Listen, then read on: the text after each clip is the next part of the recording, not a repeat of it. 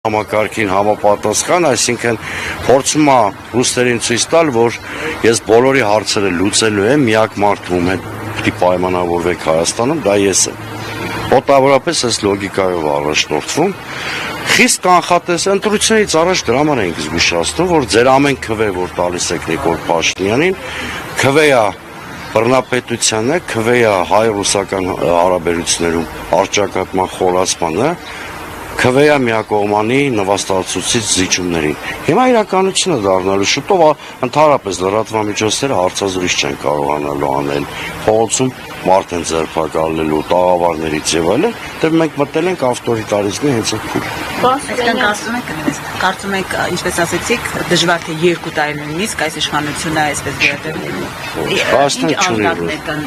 Ուրեմն բոլոր ճգնաժամերը, որ կա, մարտահրավերները, հա, ներքին, արտաքին, շատ երկար կարող ենք խոսել, բայց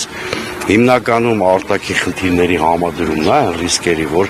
դա բերելու է նաև սոցիալական պայթունի երկրի ներսում,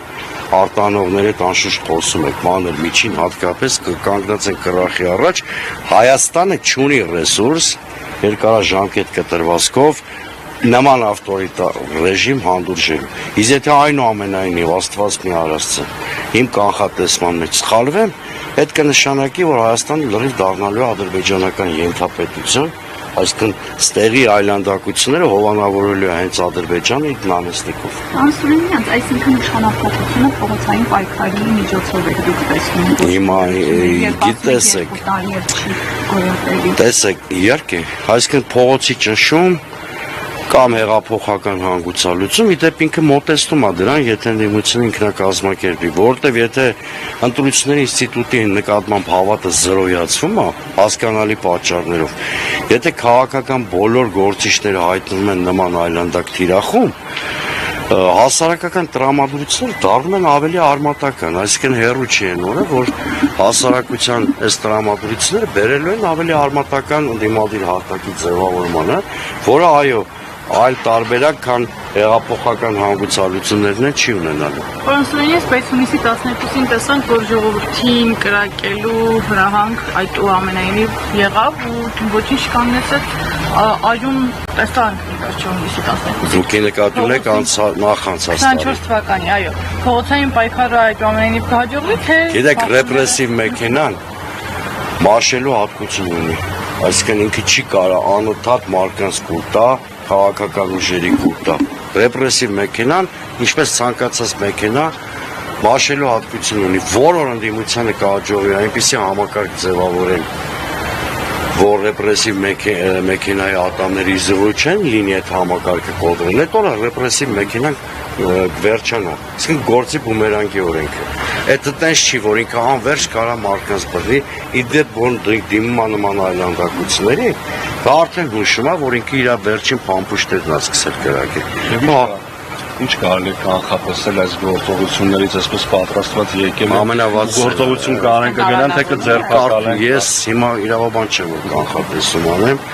բայց ինքը պարզ անոնսավորել է, չէ, որ 3-ի ձեռներին են վստահել։ Ենթադրել, որ Նիկոլ Փաշինյանի այդ բռնապետական դեմքը հանգարց հումանիստական է դառնալու, չարաչար, կարծում եմ ամենավատ սցենարը պետք է սպասել, գնալու է տոտալ ձերբակալությունների ու կալանքների։ Պարոն Սուրենյան, ամեն դեպքում ինչ սպասել է դիմադիր ուժերից, սահմանադրական դատարանի որոշումից հետո, հաշվի առնելով նաև այն հանգամանք, որ խորհրդարան անցած դիմադիրները որոշեցին մանդատները վերցնել։ Մանդատների վրա ես չեմ ուզում կենտրոնանալ, որտեղ եթե արագ հեղափոխական սցենար չկա, մանդատ չվերցնեն, ինչ անեն։ Այդ իրանց գործն է իհարկե, բայց եթե արագ հեղափոխական սցենար չկա, մանդատներից հրաժարումն լուծում չի։ Հետևաբար պետք է մանդատն ու փողոցը համադրվի, ես այդ բանաձևը սկզբունքորեն ընդունում եմ, բայց հիմնական թատերաբեմը պիտի դառնա փողոցը։ Առանց փողոցի մենք ազգային ժողովում տեսնելու ենք ինչ որ Երևանի հավաքանի վերջին նիստում տեսանք։ Այդ Երևանի հավաքանի վերջին նիստը չկարծեք պատահականություն էր։ Դա լավ բեմականացում էր, ինչ է սպասվում ընդդիմությանը խորհրդանում։ Այսինքն եթե նախորդ խորհրդանում ծեծեր միջադեպեր լինում էին, այս անգամ լինելու է բացահայտ բեսպրիձև։ Մարդկանց անելու են ասենք միջազգ ու ծեծեր։ Կամ այս կերպ էլի, որովհետև իրանք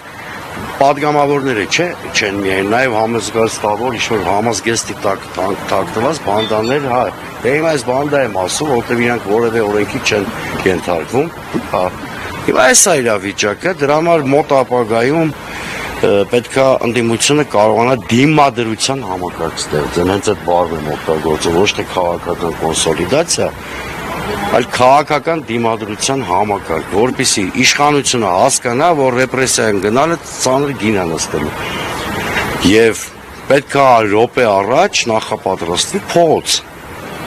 Դա մանդատներ վերցնել, չվերցնել, բացարձակապես կապ չունի։ Այս ընթացքում օրինակ ընդդիմադիր ուժերը բանակցել են Գագիկ Ծառուկյանի հետ, Ծառուկյանը հանդիպում ունեցել է մյուս ընդդիմադիր ուժերի։ Գիտեք, բոլորս հանդիպում ենք, պարտադիր չի անպայման լիդերներով հանդիպեն, լիդերների հանդիպման մեկնաբանությունից ձեռնպակ կմնա։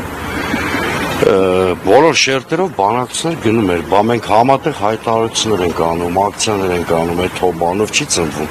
սպոնտան։ Բանակցում ենք, ինչ-որ բաներ ենք անում, հիմա այդ կոնսոլիդացիան էլի, բովանդակությունը, մեթոդոլոգիան հստակ լինի, որ ձևավորվի։